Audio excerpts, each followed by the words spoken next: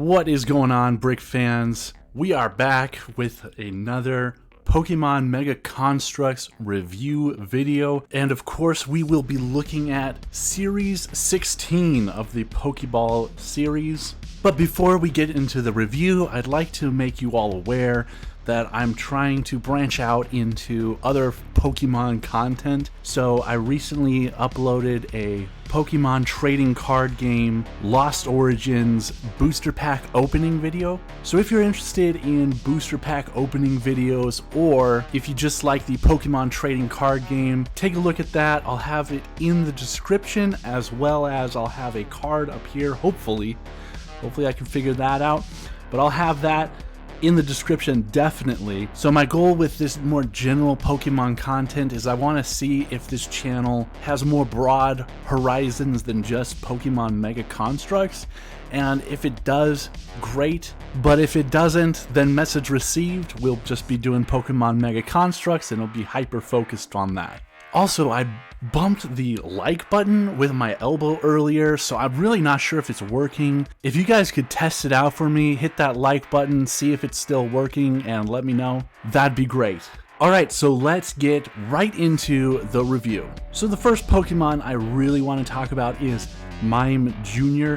And at first when I was building him, I thought that he was way too big compared to everyone else. But I did check out the Pokédex information on this guy, and he's supposed to be this big compared to the other Pokemon. He's supposed to be 2 feet tall, and that's actually the same size as a Totodile as well, so it is actually quite accurate to the character. But I was really excited to get this guy mainly because it completes a evolution line. For those of you who are like me and have been collecting for a while, Mr. Mime came out a while ago when the Detective Pikachu movie came out. So if you were fortunate enough to pick up one of those when it came out, then you'll have completed that evolution line just like I did. Of course, they recently came out with the Galarian Mr. Mime, and so that's going to be a whole different evolution line to complete, but we've got the original Mr. Mime covered with this character coming out.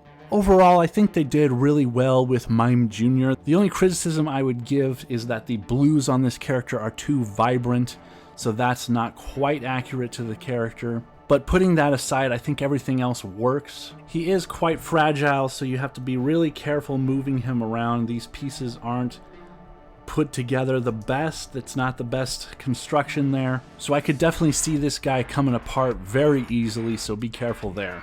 And of course, next up we have Ladybug. Series 16 has 3 new Pokemon and 3 reworked old models. So here is one of the new ones, Ladybug. And this is a really good one. I like it a lot. Kind of a basic Pokemon to have, but I really like when Mega Construx comes out with Pokemon that they haven't come out with before. So of course, this is exciting just on that basis. I do wish they would have given this character unique hands. The Pokemon has some kind of thumb things, little knobs coming off their hands, and I wish they would have done something with that. That would have been great. But overall, it's a great character model.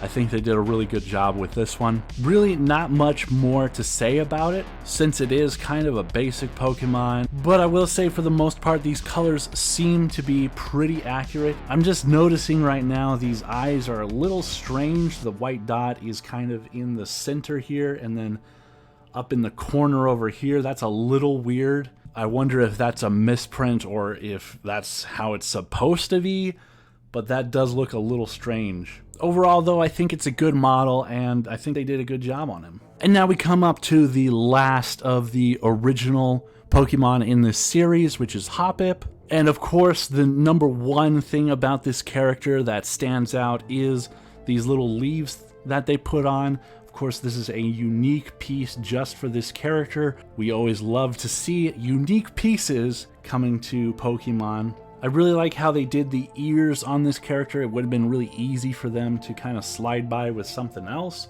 but I think this is a really good job here. And I was worried initially that he would not have his tail, but they did add the tail there. So that's really cool as well. The one main criticism I'd have for this one is I think it needed to be less oval and more round. The Pokemon is kind of like a floating classical ball, not like a football. So I think they could have done better with that aspect of things. But other than that, I think they did a really good job. They also could have given him a better mouth expression. I think this is just a little basic, just a little boring.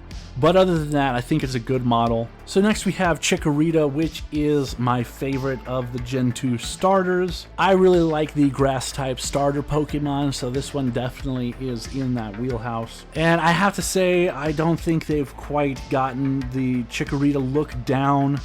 I think this is kind of a clumsy attempt. This model is heavily inspired by the previous model, which we will look at in a minute, but I really think they could do better to reach the likeness of the character. This leaf, for starters, is not quite what I'd imagine this character to have. The tail also is not matching the color for the character. And then it's really weird to have these little dots here, which are supposed to be the little spikes that Chikorita has. Having them down here instead of kind of up here next to the neck, it's really strange. I do, however, appreciate that they have the little toes right there. So let's go ahead and look at the original model compared to this one. And of course, right away we can see that the original model is a lot bigger, which is actually surprisingly more accurate to the character. Chikorita comes in at 2 feet 11 inches, which is almost an entire foot taller than Totodile. However, I will say I do believe the main factor when it comes to Chikorita's height is actually the leaf on their head. That seems to bump him up about a foot. So missing that leaf that kind of waves high into the air is really a detriment to this character. So I think the new model would be more accurate if only it had a leaf that went straight up instead of going back. But when comparing the two, the only two changes are with the feet. We got some shorter legs on the new one, and the leaf piece has changed as well. Overall, I do like the new one better than the old one, but I really wish they could have captured Chikorita's likeness better than they do here. Moving right along, we have Cyndaquil, which of course is a really nice model, especially when comparing it to the old model, which we will do in a minute. I will say the only critique that I'd have is I would have liked to see a unique fire piece be made for this character, as I think that would have been a lot cooler than what we have here. I'd also like to mention that the snout should be angled down rather than angled up, but with those criticisms out of the way, I think this model is really nice, and I think it does a good job to capture the likeness of the character. So let's go ahead and compare it with the old model. As we can see, this old version is much more blocky, not as rounded out, and their snout is not as good as this newer one. Some key differences to note are the arms, the legs, and the way the body is built in general. So almost everything has changed with this character model compared to the old version, and I think it's a really good look. Of course, I definitely like this newer version a lot better than the older. But let me know in the comments what you guys think. And of course, last but not least, we have Totodile. This guy is extremely hard to find. I think he is one of the rare Pokemon in this series, and I was very lucky to actually find one. The main criticisms I would have is I think these arms are just a tad bit too long, and these spikes on his back should be a darker color. Perhaps they could have done better to have these spikes be a unique piece, as well as this piece on his tail. It looks like the character should have a little larger and a little more oval, like a spike back there. But overall, I think this model is great. And here is the new model compared to the old model. Of course, the main difference is the color palette. The new model has more green tones in his skin rather than the straight light blue of the old model. And I think the quality of this change is really up to the person getting these guys. I've seen this character be pictured in a way that looks like either one of these colors, so I don't think it's fair to say one is more accurate than the other. But as far as the build goes, I definitely like the newer one better. The older one features these really blocky hands, and we have a big difference in the style of tail, how we construct them. The newer version is a lot more sturdy, but of course, let me know what you guys think. Which one of these models do you like better? And with all of the individual characters out of the way, we have the series as a whole, which I think was a really good series.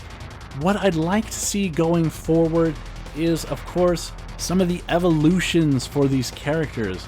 Mainly the Gen 2 starters. I'd love to see those evolutions come out. I'm really hoping that since we recently got the rest of the Generation 1 evolution packs, I'm really hoping they come out with Generation 2 evolution packs. That would be really cool. But the series as a whole is really solid. I definitely enjoy the new additions that we've got. And of course, the remakes for the old characters are a nice touch as well.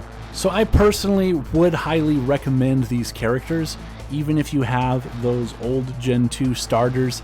I think these improved ones have enough differences to make it worth buying. But with that said, that's all I've got for this video. I do apologize for how late it's been. I have been really busy, and it has been really hard to sit down and actually film video content like this. So I'm really hoping to get the reviews out for the most recent Mega Construx Pokemon sets as well. I have not been able to film them yet, but they will be on the way at some point. Thanks for being patient with me. But guys, be sure to like the video, comment, and subscribe to the channel if you have not already. I'll see you all in the next video. Take care.